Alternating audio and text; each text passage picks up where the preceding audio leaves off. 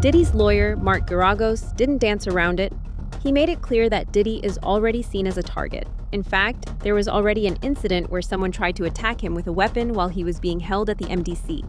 It didn't succeed, but the message was loud and clear. Someone tried, and that alone changes everything. It's no surprise that Diddy is begging people for help. Are you concerned that Sean Diddy Combs could be sexually assaulted, violently assaulted? Is that a thing? Because based on what was said in court, it feels like a thing. Yeah, it clearly is a thing. I mean, they're already, and he did not want to make a big deal of it. They already tried to shank him once at the MDC, and that was thwarted. And it happens in prison. I mean, you and I could tick off how many times we are aware of somebody getting seriously injured or killed in prison. And so they're going to have to keep him somewhere that they can keep an eye on him. It would have obviously been better if he had gotten less time and had been at a camp, but he's going to be in a facility where somebody's going to have to, from the BOP, and I think they're well equipped to do it if they can, to keep an eye on him because he is a target. Garagos explained that this kind of danger isn't rare in prison. People get hurt, people get killed. And when someone is high profile, well-known, and wealthy, the risk only goes up. That's why he said the authorities will have no choice but to keep Diddy somewhere they can watch him closely. Not because he wants special treatment, but because the threat is real. Jaguar Wright has also questioned how someone who once spoke with absolute confidence about his choices would feel now that control is gone. When the doors close, there's no stage, no audience, no power structure to lean on. In addition to this, she mocked Diddy's PR narratives, claiming that he was no man of God, and that he actually worshipped the devil himself. Diddy had said in the documentary, he had said, I'm doing what God told me to do. Yeah. So he was basically saying his actions were ordained by our Father. And that kind of basically over law and man gave him the okay to do technically what he felt was right. And with yet the shirt, God said no. Yeah, right. So with the shirt itself, God said no. Do you feel like after, because this, of course, that video was made prior to his, the verdict and things of that nature. Mm-hmm. Do you feel like he himself would be on the same thought process that, God is still telling him to, do as he is, do as he moves? Of course, God is telling everyone to do it, but for him to be able to have that same conviction on that video, do you think he'll be on the same motion as of now? Well, see, that's the thing. It all depends on who you call God. I know some little weirdo who's on the cover of Forbes for, being a faithful servant to the God that he serves. He calls himself a God. I know plenty of people that say the word God, but just because you say the word God doesn't mean we're all serving the same entity. The question is who's serving the right God? Hey, that's the real question. I've been having conversations about this very interesting, back tattoo, which is an abomination in itself. Zole Dantor, I was just talking to everyone about how he pretty much turned it into a demonic symbol, and he's been pimping that whole thing because for those who know the Orishas, that particular Orisha is supposed to be the protector of women and children. Wow. Why would someone like him have that tattoo on his back? Jaguar argued that the 50 Cent documentary made Diddy look like the only villain, while quietly erasing others who were involved behind the scenes. That imbalance, she said, doesn't protect him. It isolates him. It makes him stand alone in a place where standing alone can be dangerous. I don't know if anybody's paying attention to the fact that almost every Diddy documentary that's out, he's in it. He is. He wasn't in this one, though. Huh? Oh, no, he was in this one. Oh, he was. You're correct. You are correct. He was in this one. He was sitting there, smiling with a shit-eating grin, While Diddy is sitting there telling him that he is the gold standard of black excellence and how he's writing the price point for our people. And he's just so happy to be there and listen to this demon run his face when he knows exactly what's going on. And it's really wild because I was listening not long, actually during the trial, he did a whole video calling me a liar and telling people why they shouldn't believe me. And he uses the same style of disinformation. It's like very interesting. Like he's got a style when he's doing this disinformation, when he's trying to get people to unbelieve what they saw with their own eyes. Jaguar admitted that some of the points raised in those videos weren't false, especially when the conversation turned to the Quad Studios shooting and Jimmy Henchman. She said a lot of what was being said was technically true, but something important was missing. The missing piece, according to her, was context. Jimmy Henchman? Jimmy Henchman, Yeah, yes. he was bringing up Jimmy Henchman and all of this and all of that. And it's so funny because everything that he's saying is true, except for he left out one key part. Jimmy the Henchman did plenty of business with Diddy. Not just Diddy. I could think of a couple other rappers he did some dirty work for as well. And it's just so funny that he decided to start off by saying, oh, see, this was wrong. And they tried to get you to believe this and they tried to get you to believe that, except for that connecting part. And then the simple fact that you have Keefe D saying that he was contracted to handle up. So clearly, we're talking about the kind of situations where someone is using someone by proxy to handle their business for them. Now, of course, all of this is alleged. Keefe D, it's really strange. Keefe D, I'll never forget because I went out to Vegas to cover his trial. I had a press pass. I was going to be in there the whole 9 yards, but they kept pushing everything back and pushing everything back. And then he got attacked just like Tory Lanez did, and everything went all to hell. Isn't it wild that he's been in there since 2023 and we're still waiting for his trial to come up in 2026?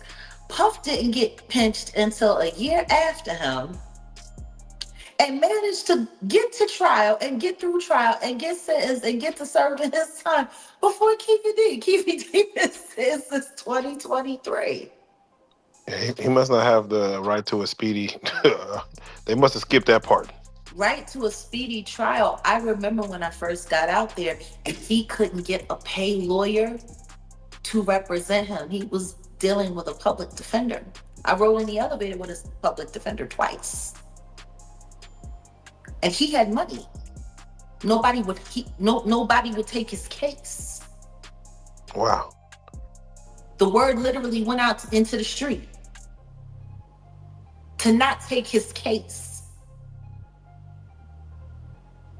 to leave him in the hands of the system. To Jaguar, that wasn't random. That was a message. Then she turned back to the documentary itself. She said one of her biggest issues wasn't what was included. It was what was left out. The documentary presents one man as the center of everything, while quietly removing others who were involved. That makes it feel polished, controlled, and dangerous. Because when you isolate one person as the villain, you don't reveal the full truth. You create a target. This documentary, if you didn't hate Diddy, it will make sure that you did. What I hate about it is how sanitized it is. And that's what I've been saying all along. It's sanitized. It's set up to make it seem like Diddy is the only bad guy when it's keeping out a lot of other people that were involved who had their hands involved in all kinds of things, which also makes it vulnerable for people to go after it. Like I said, it's very clever. It's very, very, very clever. Now It's just enough to make you hate the whole situation, but there's just enough misplaced and put in the wrong situation and this added here and this boom, boom, boom, boom, boom, boom, boom, boom, boom, boom, for you to be able to still have reasonable doubt on whether or not any of this stuff is real. Yeah. It's clever. Would you call the documentary educational, informational, entertaining? Like where would you say this documentary? Gaslighting. Gaslighting. And it's sad because there's a lot of stuff in there that's true. But there's enough left out to create doubt. And that's the same thing that happened with the trial. Actually, with the trial, it was a lot worse because with the trial, there was just a lot of stuff left out. There was more stuff in this documentary that was in the trial. Half of the stuff in this documentary should have been presented at the trial. Can you imagine if they had had any testimony from Little Rod and the footage that he had from that incident, that firearm incident where the guy G was damn near mortally wounded and was losing his life, and the footage that he had from that? Can you imagine if that had been shown to the jury? She questioned the timing. Why was so much information released after the verdict? After sentencing? Why announce a documentary a year before the trial even began? Before raids, before arrests? And then somehow end up with footage that didn't even exist at the time of the announcement. To her, that didn't feel like luck. It felt planned. Jaguar also pointed to how public perception was being managed behind the scenes. She referenced footage of legal strategy being discussed openly, conversations about filing counterclaims, shaping headlines, and influencing how the public would see the case, all before charges were even filed. And somehow, that footage briefly surfaced, then disappeared. She asked the obvious question, who lost it and who found it? He announced that he was going to be doing this documentary before the arrest, which is kind of interesting when you think about it, because the footage that he used, that he featured in this documentary, happened after he announced he was going to be doing the documentary. Yeah. Yeah. How lucky was that? What a find. So What a find that was.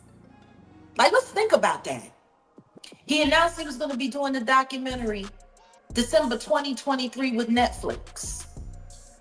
And the star footage that you use to get people to re-upload or resubscribe to Netflix to make this the #1 in their TV shows division for almost 2 weeks straight. Beating out Stranger Things. How much stranger is that? I'm not Beckham. This footage didn't even exist when you said you were going to be doing this documentary. So we've got a videographer, a rogue videographer that has this very, very, very explosive, very explosive footage of him literally sitting on camera, planning how to go after survivors, how to poison the jury pool, how to fix his trial in advance before he's even arrested. I mean, like, is anybody not forgetting when Mark Agnifilo was sitting there talking to the sons in the hallway, and they're sitting there filming, and he's sitting up there, yeah, well, see, what we got to do is we got to go and we got to put countersuits on all of these people. We have to create lawsuits ourselves. This really does raise the question, though, what could possibly motivate 50 Cent enough to want to completely destroy Diddy like this? Well, the answer is going to shock you. Gene Deal explained that early in 50 Cent's career, he was writing for artists, contributing behind the scenes, and building momentum. He was supposed to be the next big thing out of New York. Then, everything changed. He did, man. He got everybody going, man. He's getting a lot of backlash, man. Like, people are, like, mad at 50 for getting behind this thing. Well, see, the thing about it is that people are out there rabbit mind, and they gonna sit up here and they gonna say some stuff like, they try to make it up like, it's because of a girl, it's because of a woman. A man that can have any woman in the damn world, you understand, go any parts of the world, find beautiful women all over the world, that's willing to do whatever he wants to, I'ma be mad because this dude got this one? Nah, it's bigger and it's more than that. They don't want to say it. A lot of these cats out here don't want to tell the truth behind shit. You understand? So when people ask why 50 Cent doesn't have love for Diddy, Gene says the answer is simple. If someone helped block your career, helped isolate you, and was connected to people who wanted you gone, you don't forget that. You don't turn the other cheek. You don't suddenly play nice. Trying to take you out of here, try to stop you from eating and everything like that. Diddy was a part of that too. He was a part of that. Because he was telling the executives and people, don't mess with him. Just picture this, bro. He knew he could write. He knew 50 had talent. You understand? Why 50 ain't get a deal in New York City? Facts, yeah. They had him blackballed. I mean, I think even They Irv blackballed Gotti him. talked about it in an interview that he blackballed him. Right, but hold up, it ain't only Irv Gotti, because Puff had a voice just as much, or probably more than Irv. If Puff would have said, yo, I'm gonna sign this kid, who's gonna stop him? Why he didn't sign him? He wrote some of his best lyrics. You understand? Let's get it. Yeah. You know what I mean? So the whole thing about it is, man, and now these dudes out here want to portray like I supposed to love my enemy. Man, I don't turn the cheek, all that shit like that, no Diddy. I don't turn the cheek, I don't fuck around like that. But the whole thing about it is, if in fact somebody gonna pay me to get at my enemy, and I'm gonna get a piece of that PC. Sly Diggler also paints a picture of someone who, in his view, always needed control. He says Diddy wasn't just doing things for fun or attraction. To him, it felt strategic, almost calculated. According to Sly, one situation stood out more than anything. Out of all the people in the world, Diddy chose to get involved with 50 Cent's child's mother. I think that he just really is into sex. He like recording girls, and then him getting with 50 Cent's baby mother was definitely like a power move. Oh yeah. And then he records, so he keeps these recordings. So what I was thinking is like, what if he can be on some shit like, if he really want to get at it, like, look at your baby mama fucking on these dudes, Right, like getting slit out. Yeah, getting slit out, like to really piss him off. Like maybe I feel like sometimes, I feel like he uses the recordings for leverage, so low key. Yeah, because I've been around Diddy before. I've been at parties with him. There's no shortage of women that are approaching him, right? So out of all the billions of women in the world, you pick the baby mother of someone who doesn't like you. Right. And do you feel that this was like him doing that on purpose to get back at 50? Definitely. It was definitely like a revenge or beef type thing to get with his baby mother, of all people. He explains that this wasn't about lack of options. He had been around Diddy at parties before and said women were constantly approaching him. So to him, the choice felt intentional. Why pick someone so closely connected to a person you're already at odds with? Sly says it felt like revenge, plain and simple. Yeah. They said they told me how they met and shit. It was like, how did they meet? They said they met at a party through a friend or something like that. But I mean, I guess that's Hollywood though. Hollywood, everybody know each other pretty much. But still though, you know that she knew who he was. She knew that her baby father didn't like him, and she didn't like him either. So I'm sure she got with him for a reason. Oh, so she was doing it too? Yeah. Oh, they were both doing it. They I both didn't even think like about it that dude, way. So Yeah, that's a good they point. just clicked up.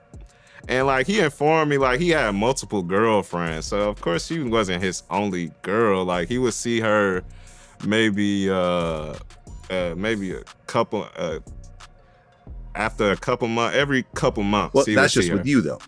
That's just with you.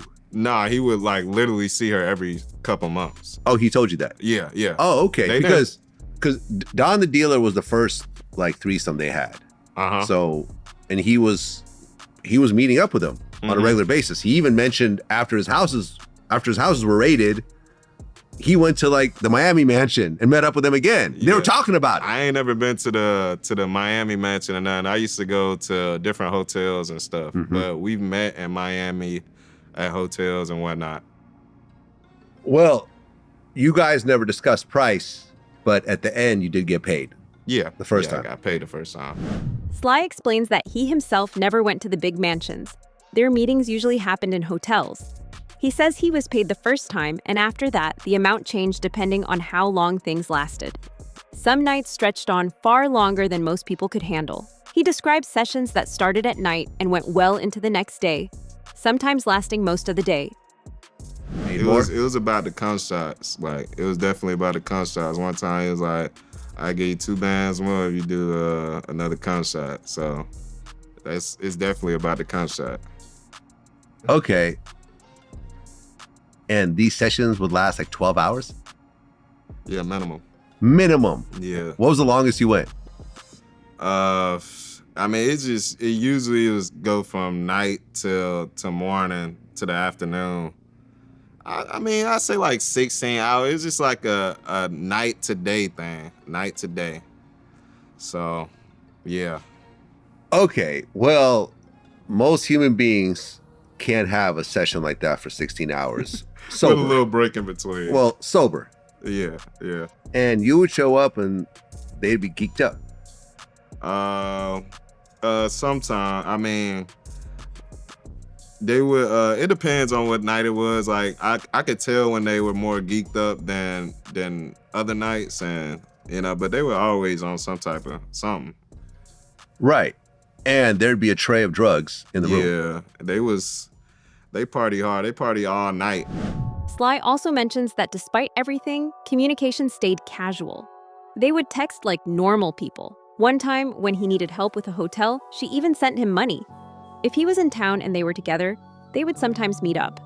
One of the shortest meetings happened in Los Angeles, where everything was arranged quickly and ended just as fast. He says he noticed that even small things felt off, like the marijuana, which didn't taste normal to him. He says he knew what real weed was, especially being in LA so often, and this wasn't it. I mean, he would be offering me like honey packs and like different dick pills, and sometimes he would offer me a pill and she would be like, nah, don't do that. Like most of the time she didn't want me to do no drugs. I think she was kind of like protecting me from doing drugs. But I don't know what the hell they had.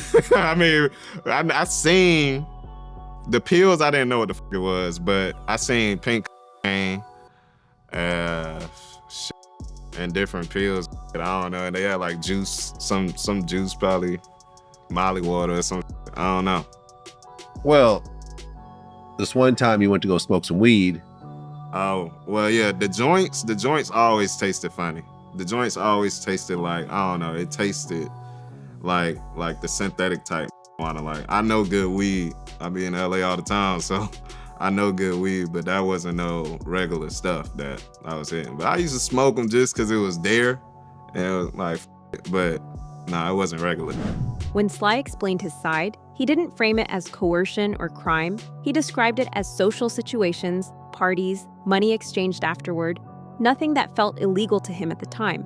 Still, when asked if he felt taken advantage, he admitted the truth. Did you feel like you were exploited? Do I feel like I was exploited? A bit, yeah. Yeah? How so? I mean, I feel like the love in it was I mean, cause we really was very close. Like, I felt like we was real, like having real deep conversations and cried in front of them. And you cried in front of them? Yeah, I cried. And I was embarrassed to say I was up at the time. I ain't gonna lie, we was drinking De Leon and Okay. Yeah, it's like, it was kind of like I was close to them, I thought, but it kind of felt like fake love, like after a while. But it's just, I don't feel like I was, I did everything I wanted to. I got paid for it, but I feel like it could have been it could have been smoother. It could have been things that, it could have been more, you know what I'm saying? it could have been a better opportunity, I feel like. And the way we used to talk, I mean, I wanted to do other business things instead of just, being somebody they hired to fuck. So, yeah, I feel like it was a bit of exploitation, and then her acting like she my girlfriend or actually care about me, and it's like, yeah, it's exploiting. Like, it was fake. What really sealed that feeling was how quickly communication stopped. After the case, there was no real follow-up.